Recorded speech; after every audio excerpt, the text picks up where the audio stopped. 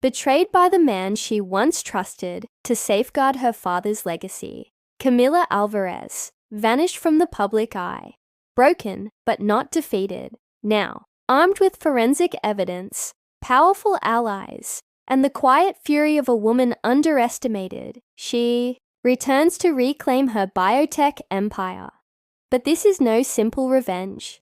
It's a war for truth, justice, and the soul of the company she built from ashes. And this time, she won't leave without a legacy reborn. Camila Valencia stood at the heart of a legacy she had helped shape from the ground up. She was the first Latina CEO of Valencia Technologies, a company her late father built with grit and intellect, and she had carried his vision into a new era. The boardroom, once her arena of innovation and influence, was now eerily silent.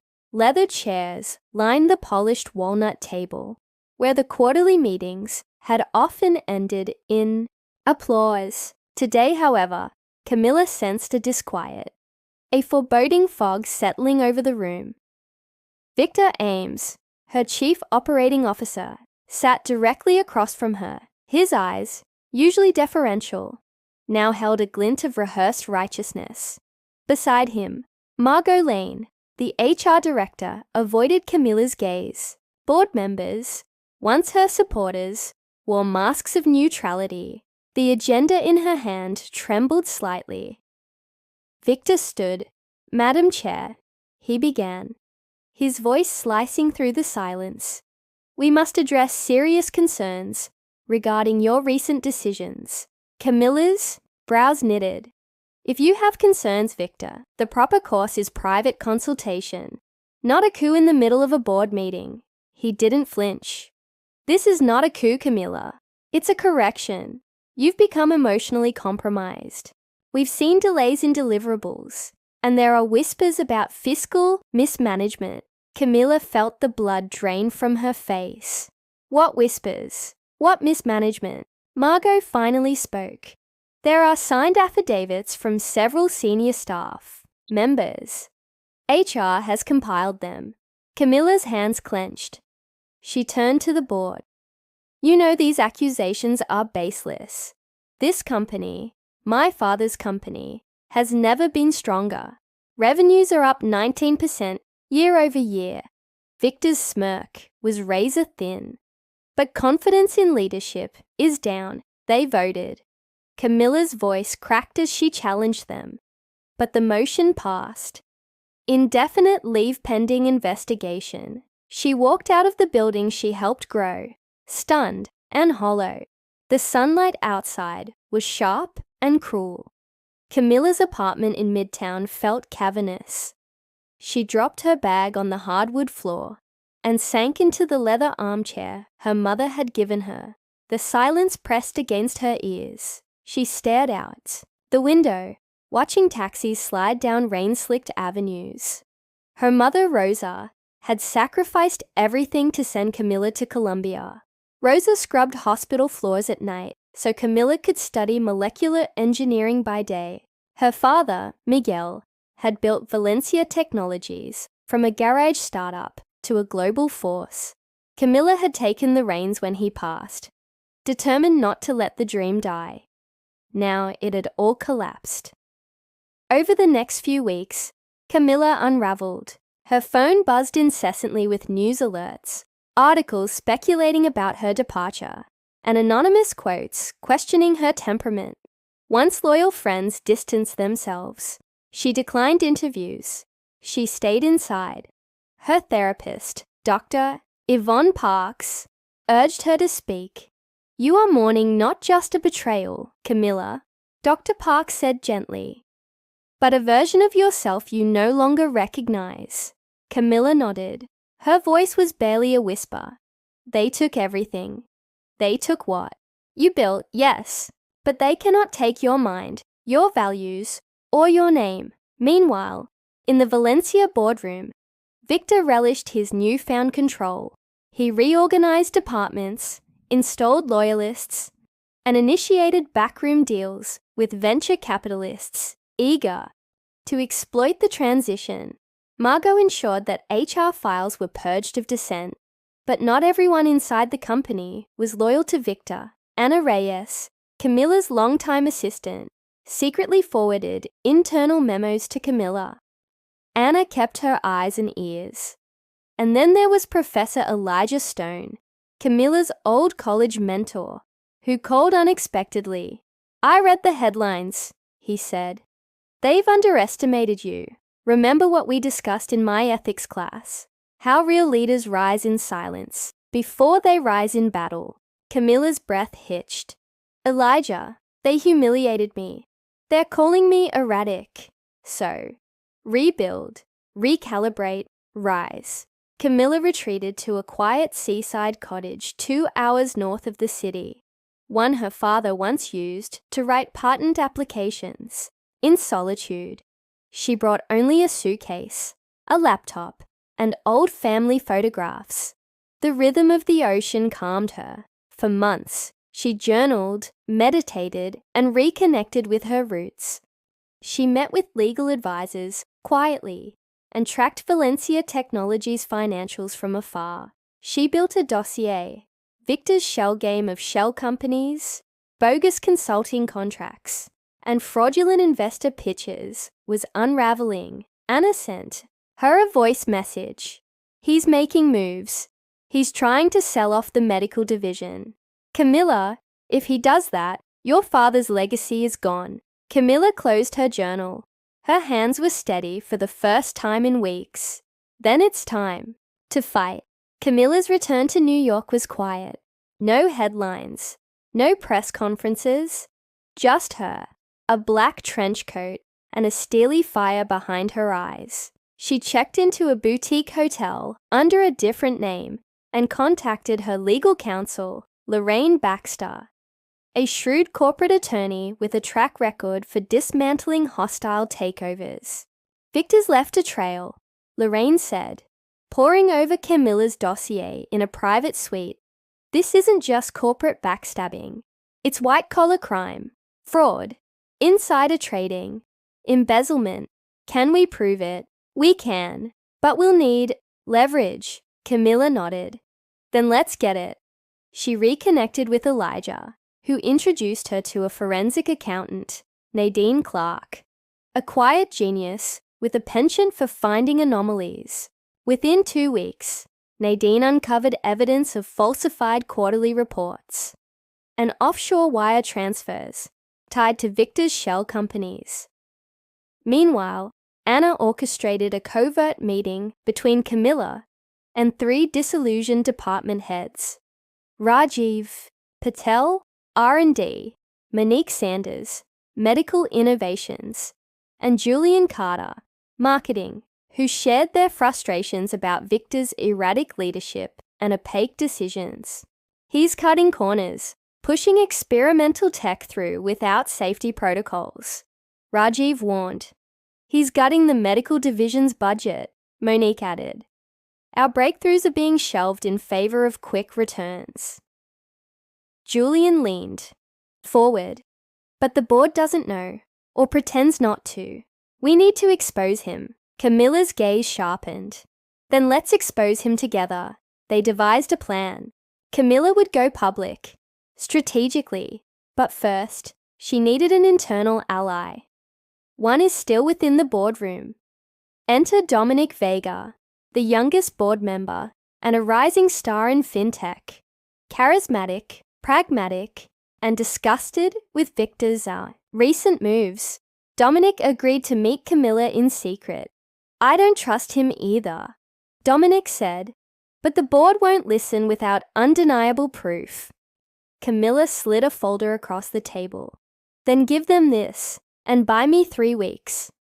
3 weeks to do what? Reclaim my company." In that time, Lorraine filed whistleblower protection claims and alerted the SEC. Nadine compiled a damning audit. Elijah leveraged his university network to rally public support, framing Camilla's story as a case study in ethics and perseverance. Anna arranged an anonymous leak to the press. A slow drip of emails, documents, and internal recordings that cast Victor as a power-hungry opportunist, risking lives for profits. Camilla prepared for the reckoning, and it came. Camilla's return to New York was silent but deliberate. No headlines, no interviews, no press conference. Just a woman in a black trench coat, armed with a dossier of truths and the fire of righteous resolve. She checked into a boutique hotel under the alias Clara Torres and dialed the number of her new counsel, Lorraine Baxter. Lorraine was known in high-stakes legal circles as the guillotine. Elegant, calculated, and final, she studied Camilla's compiled documents over espresso in a private suite on the 15th floor. "This isn't just a hostile takeover," Lorraine said, flipping through pages.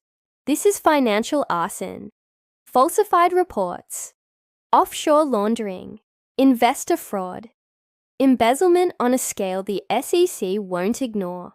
Camilla's voice was steady. "Then we take it to them." Lorraine smiled. "Not just yet. First, we build the hammer." Camilla reconnected with her old mentor, Professor Elijah Stone, who introduced her to Nadine Clark, a forensic accountant, known in academic and regulatory circles as the Audit Whisperer. Within days, Nadine traced Victor's web of shell companies. Cross-checking invoices and metadata, she uncovered falsified quarterly reports, ghost consultants, and a fraudulent $4.3 million innovation grant that had vanished offshore. Meanwhile, Camilla's former assistant, Anna Reyes, arranged covert meetings with disillusioned Valencia executives. The first was Rajiv Patel, head of R&D. He arrived at a closed cafe in Soho just after midnight, wearing a hoodie and carrying encrypted files. "He's pushing defective prototypes to meet investor timelines," Rajiv said. "The new neurostim line? Not even through clinical trials." Camilla nodded. "Who else is willing to talk?" Monique Sanders and Julian Carter. "Medical and marketing. They're sick of his games." Anna arranged the next meeting in a bookstore's basement lounge. Monique came armed with budget reports, showing deep, unexplained cuts. Julian arrived with emails from Victor demanding doctored campaign results. "He's gutting everything we built," Monique said. Julian added, "And nobody on the board is asking questions. We need to make them ask." Camilla leaned in. "We won't make them ask. We'll make them answer." The next key was Dominic Vega, a rising fintech star and the youngest member of Valencia's board. Charismatic and pragmatic, Dominic had become increasingly disillusioned with Victor's autocracy. Anna arranged an off-the-record meeting at a rooftop bar in Brooklyn. "I don't trust him either," Dominic admitted. "But the board doesn't want a scandal. They'll circle the wagons before they listen." Camilla passed him a sealed folder. "Then hand them this. It's just enough to raise eyebrows. Emails, signatures, report. Buy me 3 weeks. That's all I need." "To do what?" "Reclaim my company." Dominic exhaled, studied her face, and nodded once. Those 3 weeks became a storm. Lorraine filed whistleblower protection claims and drafted civil litigation briefs. Nadine finalized a damning 76-page audit. Elijah penned a scathing op-ed in the Chronicle of Business Ethics about female leaders and systemic betrayal. Anna coordinated an anonymous leak to The Verge. A slow drip of incriminating documents and internal memos reached the press. First came murmurs, then the noise, then outrage. Camilla gave her first interview to Bloomberg Tech Weekly, seated beside Lorraine, facts in hand. "This is not about vengeance," she said. "It's about integrity. It's about honoring the vision my father and I shared, and exposing those who tried to exploit it." Public sentiment shifted. Hashtags surged. Employees began whispering her name with hope. Tech forums lit up with debates, theories, and leaks. Investigative journalists picked up the scent, diving deep into Valencia's recent financial filings and public statements. Each new headline added momentum to Camilla's case. She moved strategically. Quiet lunches with former collaborators, confidential interviews with internal whistleblowers.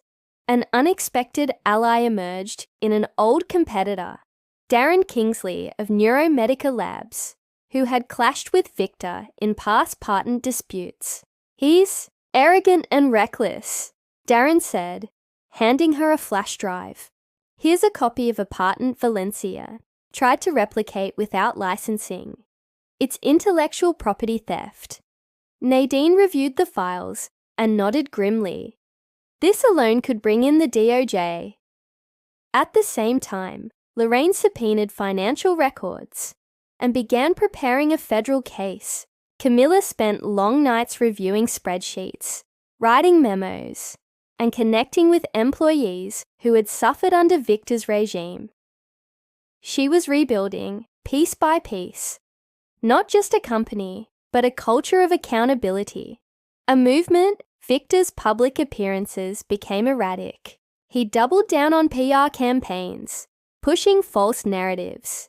He painted Camilla as bitter, unstable, and a woman obsessed with revenge. But each statement was dissected online, debunked by data and testimony. Dominic, increasingly uncomfortable, began holding closed-door meetings with other board members. He became the quiet architect of a vote of no confidence. When a viral article in The Atlantic titled "The Rise and Fall of Valencia Biotech" painted Victor as the villain and Camilla as the rightful visionary, public opinion reached critical mass. Shareholders started demanding answers. Camilla knew the moment was close. Victor called a surprise board meeting. The agenda was vague. The timing is suspicious, but Camilla was ready. She entered the boardroom, flanked by Lorraine, Nadine, and Anna. Dominic was already seated, a thick binder in front of him labeled "Evidence, Phase 1. Victor stood, trying to regain control. "This meeting is private. You're trespassing." Camilla raised a hand. "Sit down." She turned to the room. "This isn't a coup. It's an intervention. And it's long overdue." She laid out the evidence, documents, timelines, emails, and recorded conversations. Lorraine outlined the legal ramifications. Nadine presented financial discrepancies. Anna, with quiet resolve, recounted testimonies from the staff. The board listened in stunned silence. Dominic stood last. "I propose a formal vote to suspend Victor Moreau, pending an independent investigation." One by one, hands rose. Victor paled. Camilla stepped closer. "You built your empire on deception. I'll rebuild ours on truth." She didn't gloat. She didn't raise her voice. She simply watched as the man who tried to erase her legacy was asked to leave the very room he once ruled. As he walked out, Camilla took his seat. The silence was heavy. Then Lorraine broke it. "Madam Chair, shall we begin?" Camilla exhaled. "Yes, let's begin."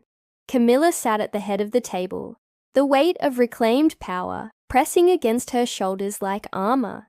Lorraine, poised and vigilant, passed her a leather-bound agenda for the emergency transition meeting. Dominic nodded across the table. He had held the line when it mattered most. Nadine adjusted her glasses, already pulling up financial recovery models on her tablet. Anna sat beside Camilla, equal parts assistant and sister in arms. The silence in the boardroom was tense, but charged with possibility. For the first time in a long time, Valencia wasn't being ruled. It was being reimagined. First, Camilla began. "We need full transparency. I want a forensic audit of every department. Clean records. Real numbers. If anyone tries to delay or obscure, they're out." Several board members shifted in their seats, but no one objected. Second, she continued, We reinstate the ethics and compliance team. Victor disbanded. Full investigative authority. All whistleblowers are to be protected retroactively with amnesty for non-complicit employees who come forward now. That got a murmur of approval. Third, Camilla paused. We meet with the employees. Lorraine raised a brow. All of them. Camilla nodded. I need to look them in the eye. They need to know it's safe again. By the next morning, internal emails were dispatched for a live-streamed company-wide town hall. Word traveled fast. Some were shocked, others ecstatic. A few remained wary. Could she rebuild what had been so thoroughly razed? In the vast Valencia auditorium, Camilla stepped onto the stage with Anna behind her and Lorraine to the side. Over 600 in-person employees sat in pin-drop silence. Thousands more watched virtually from labs and offices across continents. She didn't use a teleprompter. She didn't need one. You were promised innovation, integrity, a place to grow. What you got was betrayal. A murmur spread. But that ends today. The man who led through intimidation is gone. The silence he built, shattered. The shadows he operated in, flooded with light. The crowd sat up straighter. I am not here to restore the old Valencia. I'm here to transform it. Applause broke out in waves. We will innovate. We will lead. But above all, we will be honest with our customers, our investors, and most importantly, with each other. Cheers rang out. Anna's eyes glistened. Lorraine offered the slightest approving smile. Over the following weeks, the rebuilding began. Lorraine oversaw the legal disentangling of dozens of contracts Victor had forged or manipulated. Nadine worked night and day auditing departments, discovering that several had been ghost-staffed, used as cover for siphoning company resources. Camilla reinstated key department heads who had been pushed out. Dr. Haruto Yamamoto in neurology, Estelle Mendez in biopharma strategy, and even Janine Worthington in PR, who had once warned Camilla that Victor's ambition was more snake than lion. I told you he'd bite, Janine said during their first meeting. Camilla smiled. You also told me I could survive it, but reclaiming Valencia wasn't just internal, it was public. Victor, now suspended and under federal investigation, began appearing on fringe business podcasts, spinning his ouster as a corporate coup driven by feminist dogma. His words were sharp, his tone desperate. The media wasn't buying it. The New York Times ran a piece titled The Resurrection of Camila Valencia, Leadership After Betrayal. Camilla declined most interviews, but issued a public statement every Friday. It became known as Valencia Fridays, a ritualized company update where she outlined progress, admitted setbacks, and reaffirmed transparency. Shareholders returned, stock rebounded. Tech journalists began hailing Valencia Biotech as a phoenix story, one not about revenge, but redemption. Yet beneath the rising tide of progress, Camilla knew the war wasn't over. Victor's lawyers were circling. Civil suits were incoming. The DOJ investigation was moving, but slowly. And worst of all, the innovation grant funds, $4.3 million, remained missing, spread across offshore accounts under unknown proxies. Camilla called in a specialist. His name was Ezra Vaughn, a former intelligence analyst turned digital forensics bounty hunter. Ezra had a reputation for following money through the deepest cracks in cyberspace. You want the $4.3 million back? He asked, sipping cold brew in Camilla's office. Or do you want the people behind it? Both. Camilla said without hesitation. Ezra smiled. Then I'll need full access. Every file, every drive, every backdoor. Granted. Weeks turned into months. Ezra traced digital fingerprints through 5 jurisdictions. He found ghost vendors that didn't exist, and shell firms in Belize linked to an obscure legal trust registered in the name of, shockingly, Victor's younger brother, Matteo. Victor didn't just launder, Ezra explained. He staged a fall guy, his brother. Camilla was stunned. She knew Matteo. They'd played together as kids. A gentle soul, a teacher in Spain. He would never willingly be involved. Then Victor used him, Camilla said, rage brewing. As a name. Shield. Ezra nodded. I can get us a meeting, but it won't be legal. It'll be personal, Camilla agreed. Some reckonings required face-to-face honesty. In a quiet neighborhood in Madrid, Camilla met Mateo Valencia. The reunion was strained. Mateo had heard whispers, but nothing confirmed. Ezra laid out the proof. Bank trails, forged signatures, and IP addresses. Mateo collapsed into a chair, face pale. I never authorized anything, he said. I haven't spoken to Victor in 3 years. I didn't even know. Camilla placed a gentle hand on his. I believe you. He looked up, tears forming. What can I do? Help us bring him down. Mateo nodded. Back in the US, Lorraine prepared the legal onslaught. They now had confirmation of identity fraud, international laundering, and willful misrepresentation. Camilla signed the documents initiating criminal referral to the DOJ, SEC, and Interpol. Victor's clock was ticking, but Camilla didn't stop there. She began drafting a company manifesto, not just a values charter, but a cultural constitution. For Valencia's future, she invited staff at every level to contribute. The result, a living document called the Valencia Pact. It promised open communication at all levels, whistleblower amnesty and reward protections, an independent oversight committee with board veto power, 30% of R&D budget reserved for socially beneficial projects. Regardless of market pressure, it was revolutionary. And it was Camilla. As months passed, a new board was voted in, diverse, principled, and collaborative. Lorraine accepted a permanent role as Chief Legal Officer. Nadine became Chief Audit Executive. Anna took over as Director of Culture and Internal Comms. Camilla led, not with fear, but with vision. And just when it felt like the storm had fully passed, the Department of Justice called. Victor had been detained at a private airstrip in the Caribbean, trying to flee to Dubai under a false identity. Camilla didn't celebrate. She simply whispered, "Let justice begin." The days following Victor's removal were a blur of strategy sessions, legal briefings, and long overdue reconciliations. Camilla didn't celebrate. She reorganized.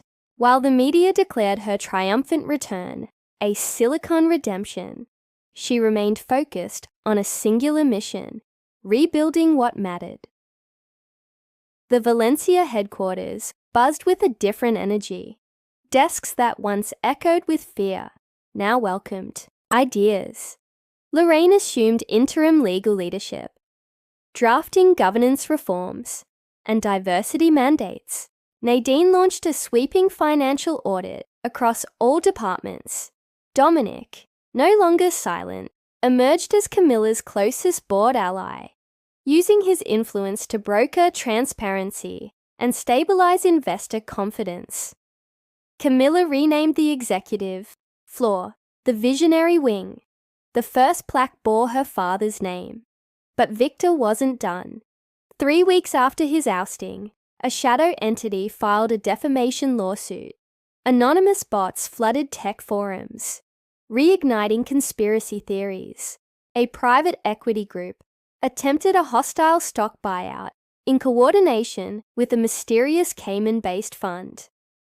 Camilla wasn't surprised. She was already 2 steps ahead.